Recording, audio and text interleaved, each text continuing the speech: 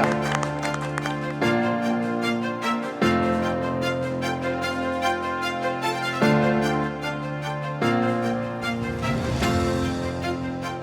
Ako si Rodel Colmenar, founder and music director ng Manila Philharmonic Orchestra. At ako din ngayon ang executive director ng Park Foundation.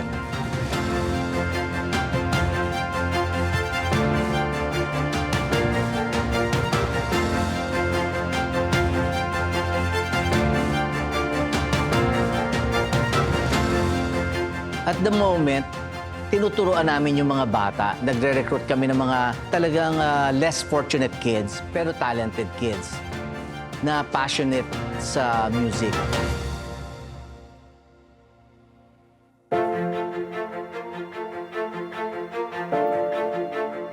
Binibigyan namin sila ng mga materials, instruments, and then training with some of our senior musicians sa Manila Philharmonic. Libre lahat yan.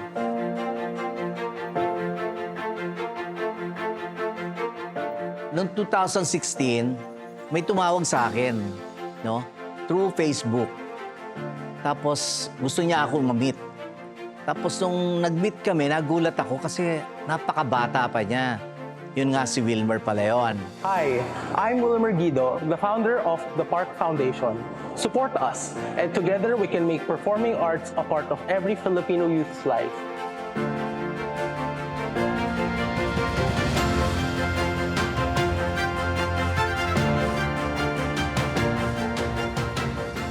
Gusto niya, tulungan ko siya sa project niya, sa Park Foundation. So sabi ko sa kanya, naku, you're too young for this. Pero nakita ko si Wilmer talaga, siya very much passionate about this project. Talagang gusto niya mangyari to. So sabi ko, sige, pinagbigyan ko kasi talagang very passionate siya, mapili talaga siya, makulit. So sumama ako sa kanya. Hi, I'm Jose Jean Paulo Halandoni, the Resource Mobilization Officer with the Performing Arts and Recreation Center Foundation. Anybody can apply, those we can help the most.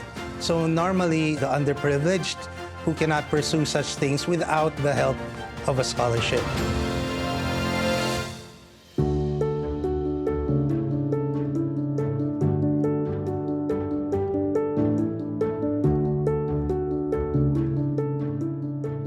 So, ang request sa akin ni Wilmer, bago siya nawala, is yung makapag-recruit kami ng 300.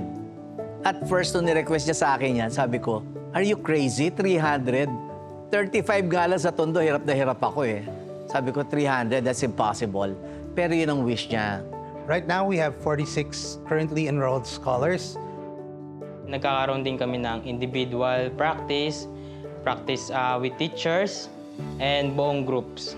Mas matututo ka dito kasi grabe yung teachers, talagang tututukan ka. Kahit beginner ka, talagang from zero knowledge, matututo ka talaga kasi they are very patient with you. And hindi ka rin mainitan, kasi may aircon sila, di ba? Meron po kaming private lessons, yung mga facilities kay Park, maayos, magaganda, na kapag dito ka talaga kay Park, makakakita ka talaga or makakaranas ka ng buong friendship, yung parang buong buo talaga siya, na hindi ka male-left out. Actually, sobrang saya po dito sa park. Yung mga activities po namin dito, as simple as rehearsal, individual lesson, tapos swimming, sabay-sabay kaming kakain. Hindi pwedeng may nakaseparate ng table kasi feeling namin na-outcast sila sa amin. Here in the Philippines, we have charitable souls as Filipinos. What makes Park Foundation a little bit different, the Park Foundation is about celebrating life. We are more like the sun and the rain. We provide what they need, but how they grow, how they express themselves, how they bloom, we leave that for the scholars to define for themselves.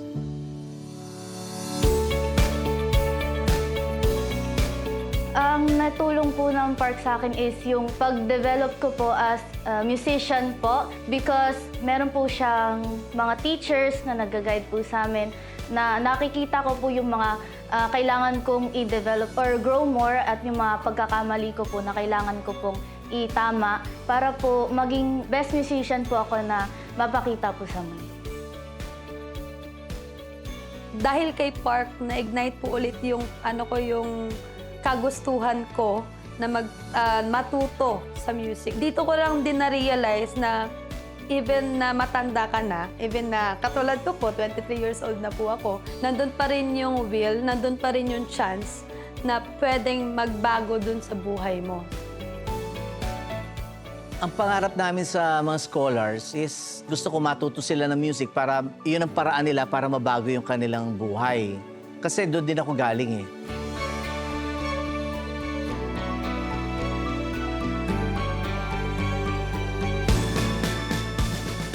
Noon pa, pangarap ko ng makatugtog sa ibang bansa at dahil sa park, alam kong matutupad ko ang pangarap ko na yun. Through my music or through violin, I can fully express myself, and I think that park gives me a chance na to truly grow and to truly express my emotions po. Dahil po sa park, unti-unti ko na pong matutupad yung pangarap ko na makapagtapos ng pag-aaral bilang isang magaling na musician po.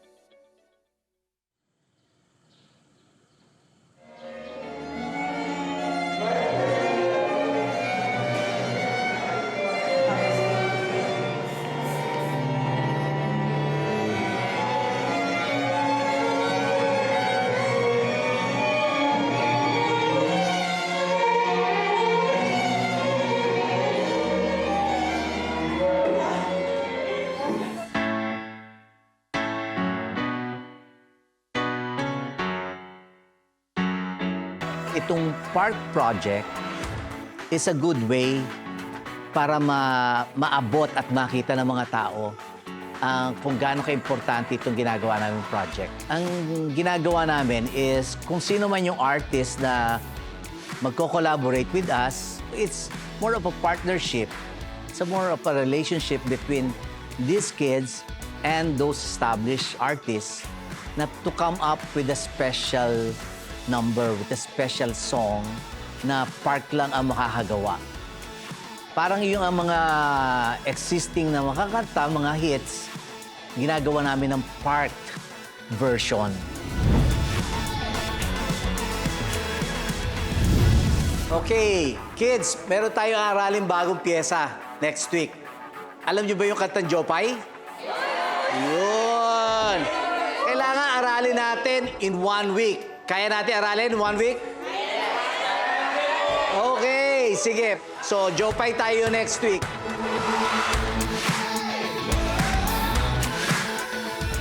Nung nalaman namin yung Jopay, sobrang na-surprise kami ni Johnny. Yung tipong tatlo kami din, napasayaw kami noon eh. Jopay! Tinitigan ko agad kung madali lang. Grabe. Hindi. Ay, sobrang saya ko, sir. Napawaw ako. Sobrang favorite ko tong bandang to since nagsimula sila. Yung mayonnaise, grabe kay idol ko talaga yun. Mga high school pa lang ako, nagpapatugtog ako ng mayonnaise, like, akin ka na lang, di ba? Sobrang perfect nila kasi, at kailangan Ay, sorry! Wait! Hindi yun mayonnaise, Nick! Uy, solid to ah. Yung Kim Jopay, di pa nga pinapanganak nung nilabas yan eh. Isa pong kanta talaga na nag-resonate sa akin. Mas lalo na nung grade 7, nostalgic lang. Kamusta ka na? Ayan, so nung in-announce yung Jopay as in, grabe yung kaba ko kasi like, medyo parang hindi po ako makapaniwala. Pero ngayon may kasama na kaming bigatin. I'm like, oh my God. Ayun yung atake ko kanina. Sabi ko, totoo na ba to? Kasi parang nananaginip pa rin ako.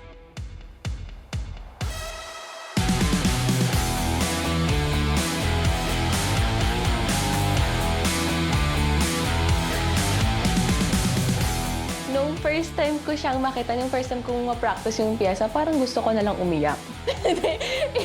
Kasi sobrang hirap po ng pyesa, nung binigay. So parang, kasi ako hindi pa naman ako totally, magaling pa sa violin. So, ang pinaka nahihirapan ako sa pyesa is yung sunod-sunod na 16 note.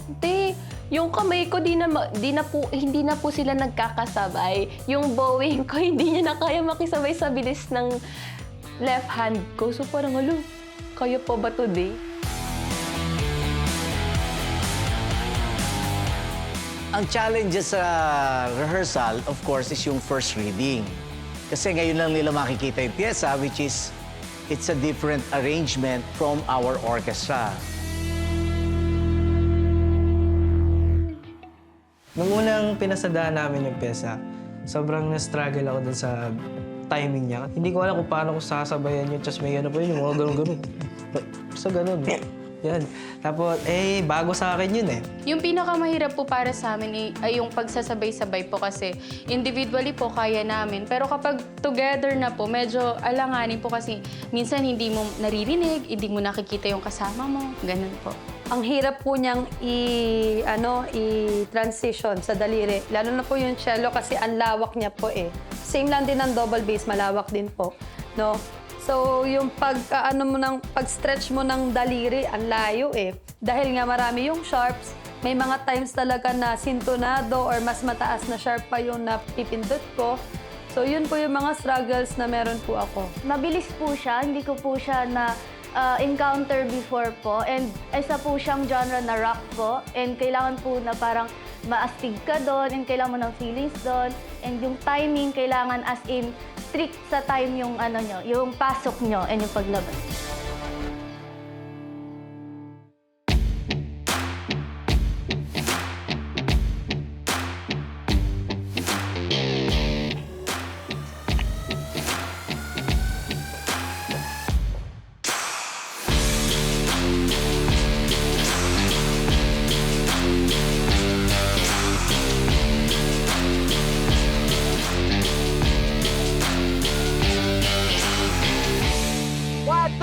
One, two, three.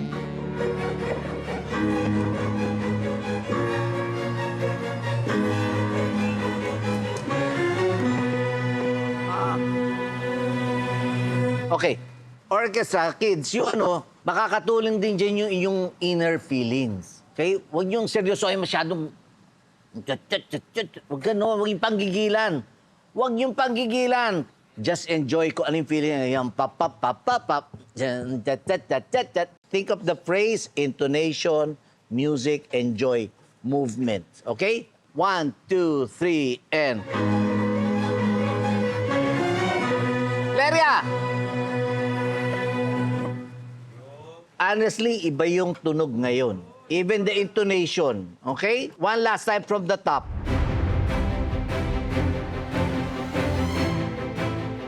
Very nakakakaba.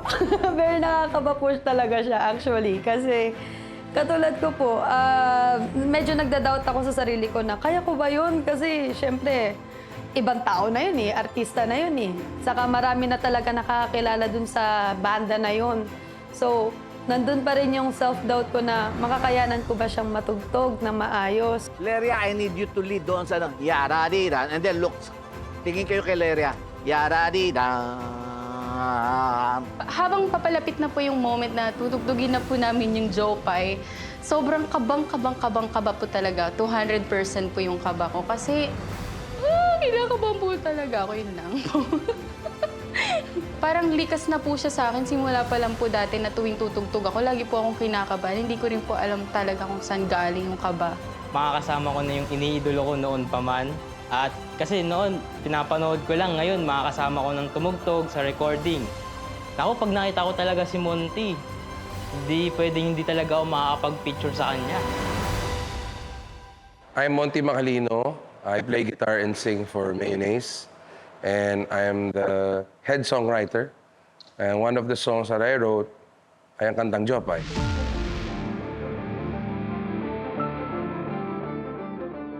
Management namin, si Bri, nag-message lang siya. Sabi ko, game. Hindi ko pa alam kung ano. Sabi ko, game lang. Sabi ko, so anong gagawin namin? Tutugtugin nyo lang Jopay. Pag sinabi sa akin kasi na tutugtugin lang yung Jopay, napakadali nun. Lagi kaming okay, game. Kaya nung nalaman ko na makakasama namin ay mga scholar pa na mga bata, sobrang nakakatuwa yung idea kasi imagine nyo, almost 25 years na kami nagbabanda and then we'll be performing with kids na who weren't even born during the time na nilabas namin kanta. Nakaka-excite. Meron kaming gagawin with kids na para sa akin parang ang galing nung kanta tawag ko dito sa Jopay, glitch in the matrix eh. So ayun, dumating sina Monty and yung the whole band, the Mayonnaise Band, and sinalubong namin sila, welcome them to Park Foundation, and then I introduced them doon sa mga bata. And nagulat yung mga bata nung nakita sila.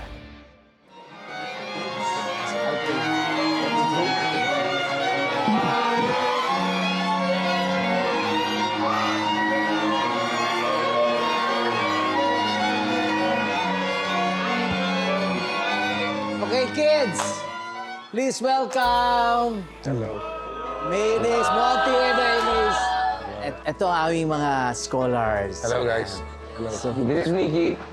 Sa bass, si Sean sa drums, Carlo and Kino sa gitara. Diyos ko, sir, napasigaw ako. Sabi ko, yay! Pero deep inside, ganun yung nararamdaman ko.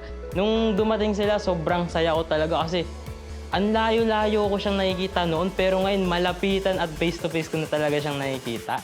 Alam mo yung may halong excitement na gusto mo siyang yakapin, gusto mo siyang, Sir, kamusta? Paano yun nangyari? So, ang galing lang na ano talaga. Kaya nung nakita ko sila kanina na parang automatic, nakangiti sila lahat. Ang sarap sa pakiramdam na alam mong relatable ka, relatable yung kanta mo. Sila ba talaga yon? Or like, joke lang po ba yun? Mga ganun po. Pero nung nag-introduce na po sila sa amin, parang na-excite na po ako. Kasi maririnig na po nila yung nirehearse namin. Ang maganda doon kasi, ang buong Mayonnaise Band, napaka-accommodating. Masarap sila katrabaho actually. Na-surpresa ako sa kanila kasi sobrang galing nila, sobrang down to earth at magaling sila makisama. Talagang tunay na musiko.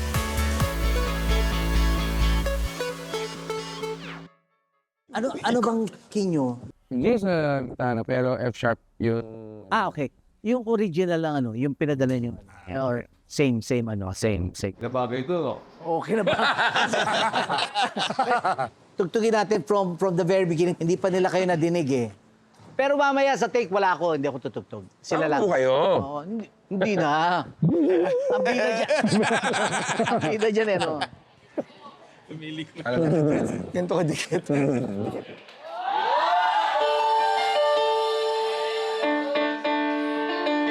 One, two, three, and. 3, and. Ay, sorry. Okay na ba, eh? Again, take 2. 1, 2, 3, and.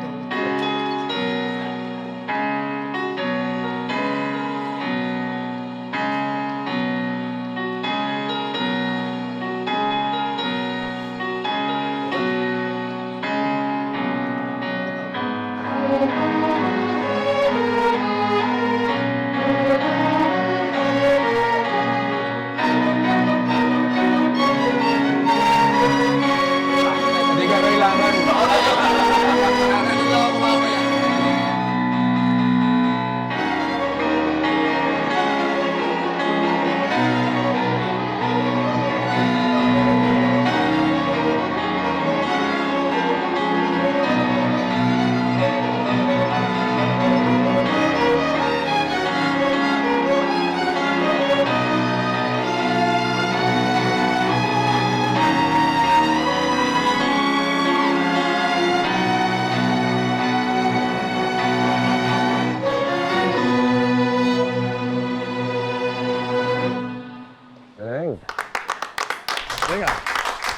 Yan yung part nila.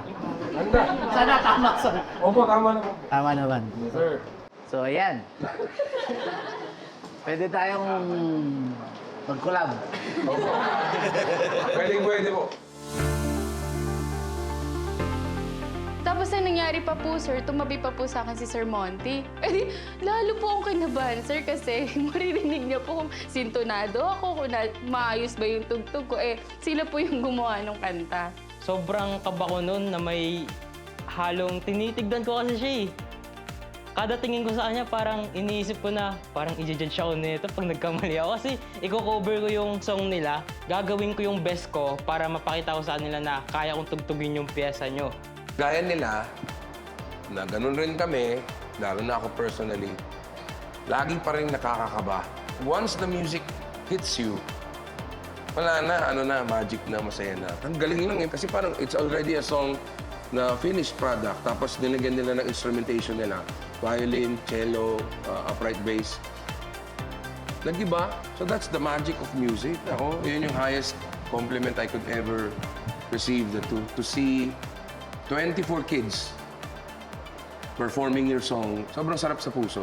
Habang pinapakinggan po nila nung unang beses and yung pag-play po namin, iniisip ko lang po yung emotion, timing. Kasi po nakikinig po yung mismong composer and gusto ko po bigyan ng justice yung music po nila. Tanging tumatakbo lang po sa isip ko yung kaba ko, yung takot ko, pero at the same time yung focus, yung tempo, yung pagiging concert master ko. Parang lahat-lahat na po ng mga sinabi ni Sir Dino, ni Sir Rodel, nandun na po sa isip ko. Tapos bigla na lang po siya na-feel ko na, ay, eto na yung tumutugtog na ako, masaya ako. Hi, I'm Monty of Mayonnaise. I'm ready to get parked.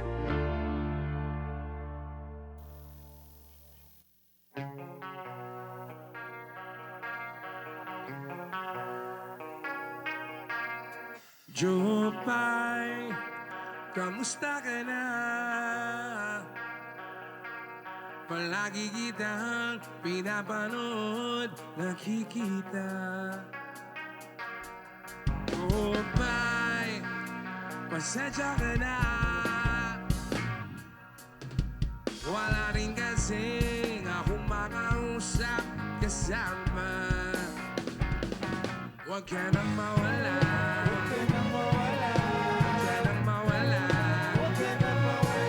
Huwag ka nang mawala. Huwag ka nang mawala.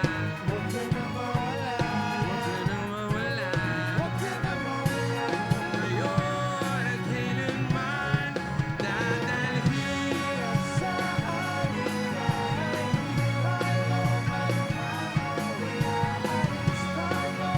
sa tunay na mundo. Dadalhin sa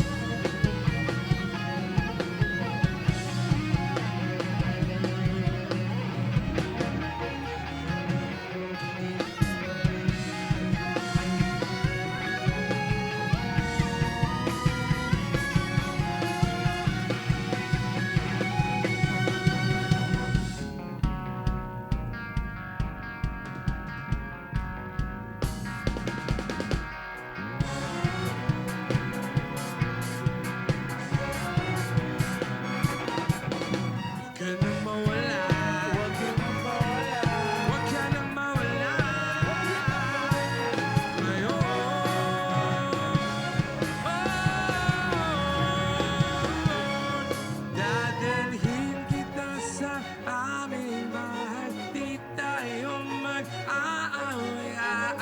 tayo sa tunay na mundo. Dadalhin sa amin di tayo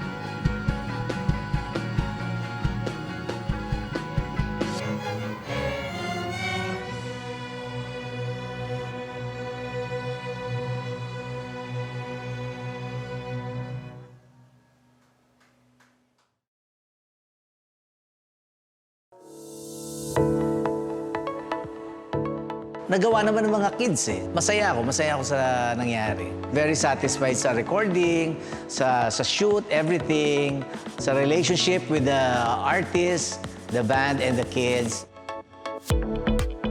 Sobrang saya ko kasi dati gusto ko talagang maipag-autograph sa kanila pero hindi ako makalapit. Ngayon, Sir, Monty, pa-autograph. O, sige. Nung pagkatapos po ng pagtugtog po namin, nagkaroon po ka ng feeling ng relief po.